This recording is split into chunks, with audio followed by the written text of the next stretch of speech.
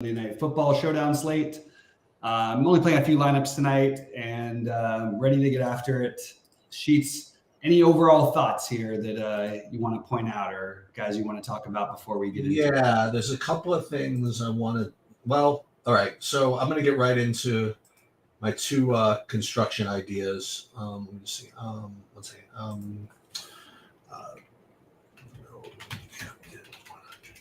So there's a couple of ways you can get different on a slate like this. One of them is what I'm going to probably do.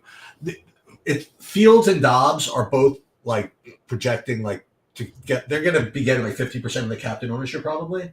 So I'm going to probably in a good amount of lives just kind of X them out of there, and just use other guys as captain. So that's the first thing. I'm also going to leave money on the table in those lineups as well. And the other parts of my lineups that I'm going to use those guys as captains, I'm going, pretty cuckoo like with the rest of the stuff, like filtering in all the no chance cheapos, like Equinemius St. Brown, just Tyler Scott, guys that really have no business being played. But I just feel as though those guys are going to be so popular in the captain that I have to get different some other way. Yeah, so my main guys for captain are going to be, and these are going to have some ownership too. So, but DJ Moore and Jordan Addison, and then the other one that I think is that you can make a case for, depending on how you see this game and what you want to get in, it would be Brandon Powell. Yep, I love that. So I think that captain is completely viable, and I would definitely encourage that. But yeah, Addison, Moore, Powell, then Kmet. Those are my only four captains tonight. Yeah, just so you guys know, I'll save you the trouble of asking. No, I'm not going like 1,000,000,000% Josh Oliver this time. It's like become my brand apparently. Like when he scored a touchdown, now it's gonna hit, and you're gonna be like, "What the hell?" No, he hit pretty good last week. Already hit. Yeah, but he scored a touchdown. Like 10 people posted on Twitter. "Oh, Sheets must be." I'm like, Jesus Christ, just because one guy, whatever it is. So I think so. I'm not going to really be playing him.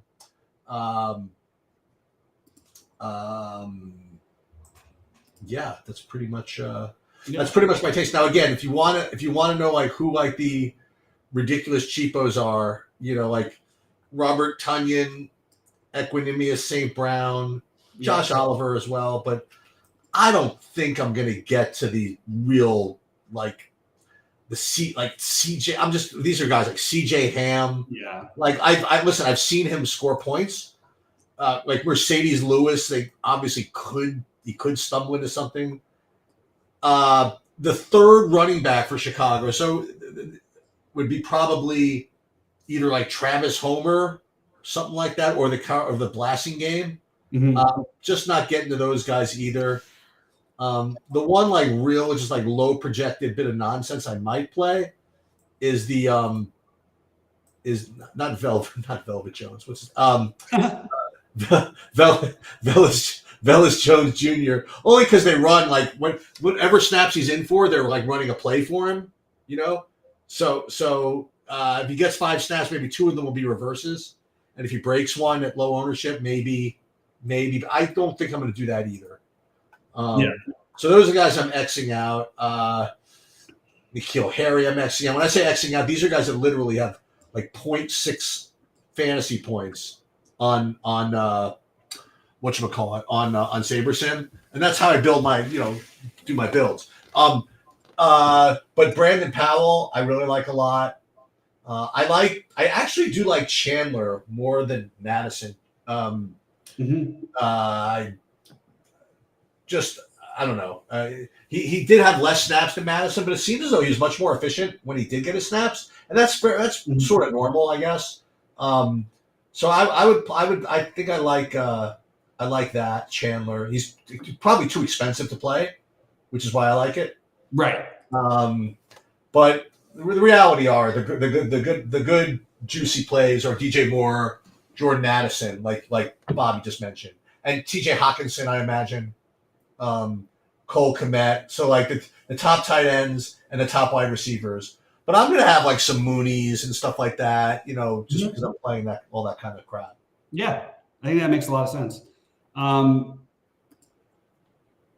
So Osborne like hasn't done anything, but I just was sort of wanted to mention his name because I think he's kind of an interesting contrarian play. He Yeah,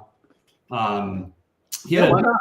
he didn't do anything last week, and no one's really talked about him at all today that I was hearing anyway. And we're sort of okay with going to this Powell thing, which I'm good with, by the way. But why not play a little more Osborne and maybe even consider the really off the board captain for Osborne? Yeah, no. If I get to, and I'm running these now. If I get to, and I'm telling you, I'm getting a bunch of the Hawkinson captain, and so basically those guys I mentioned, Hawkinson, Moore, Addison would be like the top ones as far as it was obviously the non-quarterback captains. But if I get to some, the guy you just mentioned, Osborne, I have no problem with that. Yeah. And another guy who I do have a little bit of the double running back thing because no one ever plays it. It seems to come through quite a bit. Yeah. So I'm going to do a little bit of the Herbert and Rashawn Johnson, and I think it's okay to do the Chandler and the other way, but it's just a little more expensive with Chandler and Madison. And as usual, I'm going to be under on the defenses, and just get punished every single time. Like it's just defenses every single slate seem to be optimal. I got a little bit of each. I just sort of ended up there a couple times. Yeah. But yeah, I'm looking at my ownership. I don't have any lineup stuff. Justin Fields. I have 77% of Dobbs, so I'm going to be. I mean, both these guys have just so much rushing upside. Yeah, it's really hard to just ignore them. I like Khalil Herbert a lot, though. And I just think that we could play a little bit of the rushing game here. Herbert had a lot of looks last week against Detroit, and I also like Rashawn Johnson. So I'm in on that double thing, as I mentioned. I'm just looking at other things I have. I've got a little bit of I have 15% of the Mooney, 15% of St. Brown. I thought St. Brown was in one of my big buy-ins. Who ended up in that big buy-in? Let me see what I ended up doing. All right. Yeah, the big buy-ins could use like a cheapo, those lineups when you build those. Yeah. And I think just getting a little different at captain is always the best way to differentiate on these slates. Now, often it will lead you into similar type of builds, but I like the idea of using the low-owned guy and then leaving, trying to leave 1,000 on the table or whatever, just to get a little different. Boy, how about that yesterday? Did you see? So you saw the millionaire winning lineup yesterday for the $20? It was basically random, right? I mean, well, it was. So what happened was, I think that he actually initially had Gabe Davis with Josh Allen, but I don't know why he switched it and just decided to go naked Allen. But he switched. I mean, because it's literally the same price. He switched over to the receiver from KC, which gave him exactly 2 more points than Gabe Davis did. So that was enough to win the tournament outright, rather than the people who had this Gabe Davis stacked with Allen, because there was 2 points less than Rashee Rice. I mean, how many lineups did the guy have, by the way? I don't know. I should have looked at that, but I also noticed that. I mean, this is the third week this year that we've had, third week out of the last 4 that the $20 winner didn't have any correlation at all.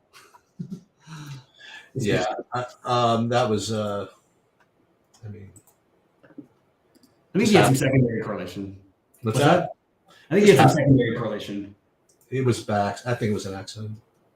I think it was too. That was my first thought. This is a mistake. He meant to click on Davis and he clicked on Rice. I just think the whole. But also, he had his positioning out. I hate when people do that. It really frustrates me. Like, I don't understand why they always have. Like, every time I see a winning lineup, why does the running back have to be from the 1 o'clock games, not the 4 o'clock games? You know what I mean? In the flex. Yeah. You know, your guy's in the right place. And every now and then I'll make that mistake myself, but like, come on. Mooney. I guess I could play some Tanyan. He just gets nothing. He just never gets anything. So I'm just keep it the way I had it. Just want the 1 touchdown. Yeah. I'm going to keep it the way I had it before. Yeah. Which is. I like the over in this game the more I think about it, Sheets. I think this is a good over bet. You got a dome on Monday Night Football. The Vikings haven't really lost a step without Cousins, and Fields has been much better. Well, the Bears have been much better as a team, just both offensively and defensively. this game stays close, I think it's going to be like 28-24 or something like that. 27-24 maybe. Could be.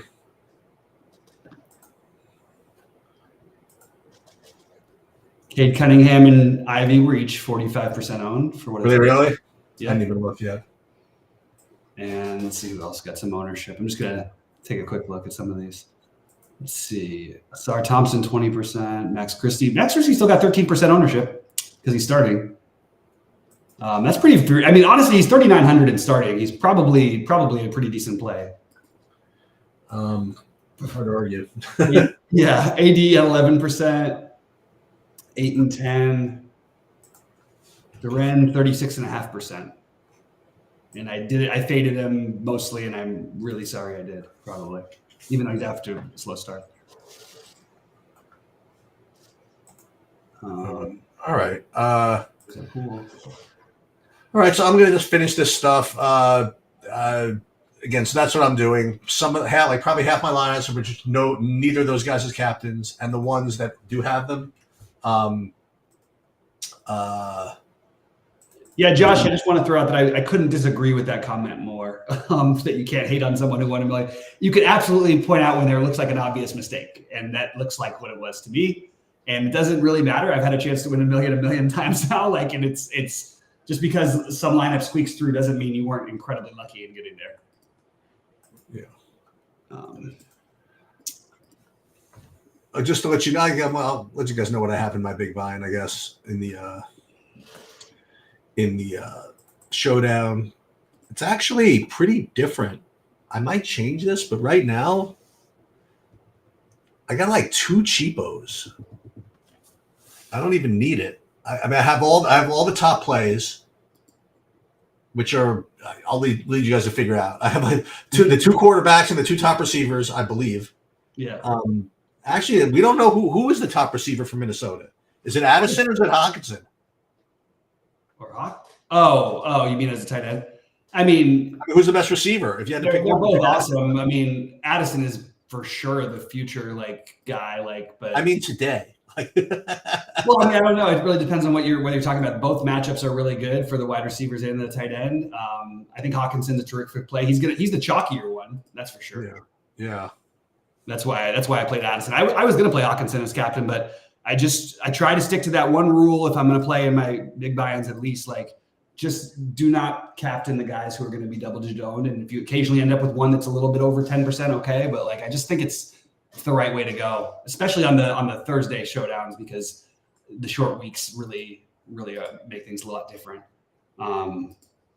Anyway, I think this is what I want to do. Yeah, I'm playing. You like Herbert or you like Rashawn Johnson at all? Yeah, he's in one of my big buy-ins. I have 2 big buy-ins. All right. So I'm probably a little bit chalky in that, but whatever it is, what it is. I don't think it's that chalky. So who's off to a good start here in the NBA? Oh, no, really? D'Angelo Russell has 3 assists in 4 minutes. There you go. The best player so far is the 1% on Shaden Sharp. Oh, they just took away a bunch of his points. Okay. Michael Christie was only 13% in the big buy-in. Yeah, no, that's like still, yeah. And I think it's because he was starting that he even got to that level. Right. What was Embiid, you said? I didn't see Embiid. The lottery Embiid is 27%. I think that's very fair. Yeah, the thing is, Duren might outscore Embiid tonight. That's the problem. And LeBron is only 17% in the lottery. Yeah. I'm curious. Oh, Ivy got it. Yeah, you mentioned that. Okay, Ivy 43%.